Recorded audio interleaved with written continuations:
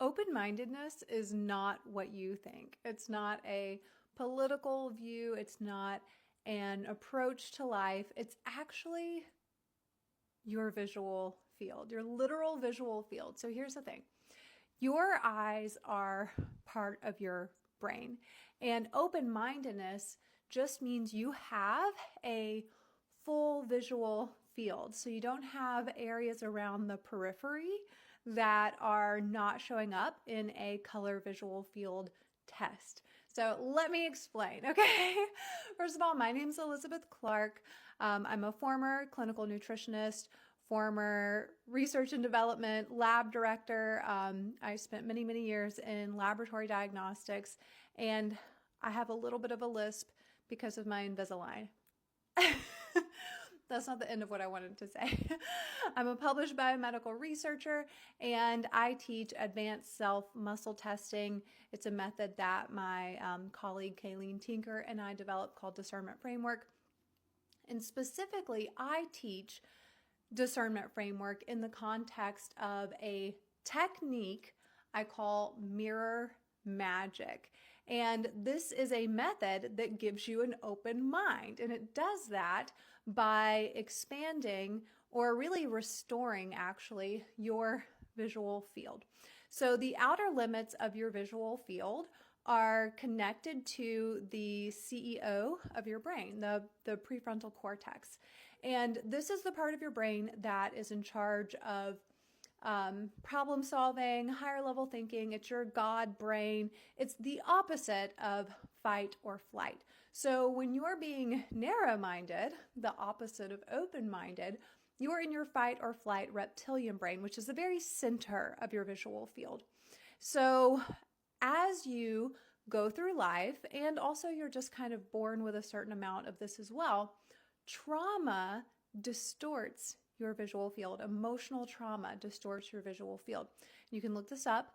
They have done color visual field studies on participants who are actively going through some sort of emotional trauma, and they lose that outer sort of magenta part of the visual field, and it kind of kinks and dips into all of the other colors below it down to red, which is in the center, the fight, flight, fawn, freeze, whatever response. So this creates literal blind spots, literal and figurative blind spots. Literal in the sense of blind spots in the periphery of your vision field, but figurative in the sense that you are closed-minded. You're closed off to possibilities. You're closed off to opportunities. And I love to give this example of mine, and it's coming full circle today. Which I'll explain. So back in 2023, fall of 2023, I was working with a coach to help me run ads. And this is back when I was just teaching advanced self-muscle testing for chronic illness, for hard to treat, hard to diagnose chronic illness. And my coach, she was an ads coach over on Instagram. I'm new to TikTok, but on Instagram, I actually have a couple of followers. And she told me that I needed to switch up my message a little bit. And I said, I can't do that. There are things that, people with a license can't say, blah, blah, blah. And she said, what I am seeing is a fear of being seen. I thought, interesting. So we got off the call and I did my mirror magic method, which I actually wasn't teaching at the time. I was doing a pilot study with about 6 women, but I wasn't full blown teaching it. So I did this method, and what came up was that I did have a fear of being seen, but that also we hadn't landed on the right message yet. So it was this really discernment, kind of open-mindedness of she's right, and I need to open my mind to other, possible messages as well. Well, within days, we figured it out. We landed on the right message, and I literally went from obscure to icon overnight. And I'm talking 10 times the followers, 1 million times the views, 10 times the business revenue every single month.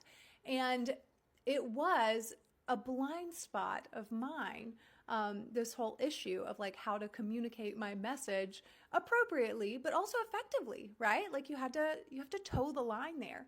And I say it's coming full circle because in like an hour, in like 2 hours ish, we're about to have another call this year about how to market this method, Mirror Magic, which I do teach now, but I've never done like ads or a big launch to it. So full circle. So anyway, being open-minded is not what you think. It's not something that you can be raised to be. It's not something that your political party determines. It is basically how well you have reprocessed the traumatic memories that you were born with in your DNA, because memories are stored in your DNA in the form of light. The traumatic memories that you yourself have experienced during life, and they don't have to be overly traumatic to be included in this category. Because basically, anytime you needed to experience an emotion, so you had an event and you needed to experience the emotion, but you couldn't because you didn't feel safe to experience the emotion at that time, and it coincided with a developmentally vulnerable nervous system state, that was a traumatic memory. So that's childhood, right? It's like all of childhood, especially if you grew up in a family that's like, we don't cry here. So even little things can make you less and less open-minded, like the older that you get. And then also the traumatic memories of the people in your life that are basically unable to process emotions on their own, just out of lack of resources on how to be emotionally intelligent most of the time. And they're storing those emotions in your body. So you don't even have to be storing the memory or aware of the memory, but if it has to do with you and they're basically projecting the emotion onto you, that can also make you more closed-minded. And the way this works, I know I've already given one example, but the way this works is essentially humans are a case-based reasoning animal. So we judge everything we're about to do based off of every time that we've done it in the past, everything that we know about it. And those include your traumatic memories and the emotions that you subconsciously feel for other people's traumatic memories. So when you are presented with something that you might be skeptical about or even cynical about, and you're feeling like maybe you should be a little bit more open-minded, or somebody in your life, a loved one, is telling you should be a little bit more open-minded, what's actually happening is you're making a judgment on a situation based off of things that are related to that same emotion that situation is making you feel, not that situation itself.